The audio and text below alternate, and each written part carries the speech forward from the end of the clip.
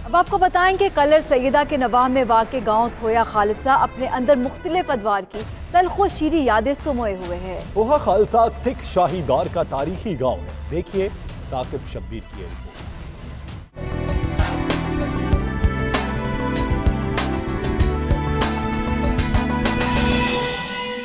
रावलपिंडी से 45 किलोमीटर और कलर सैयदा के मगरिब में वाक़या थोहा खालसा सिख शाही दौर का तारीखी गांव है, जिसे 18वीं सदी के शुरू में आबाद किया गया। अब ये राजपूतों, गक्कड़ों और दीगर कबीलों का मस्कन है।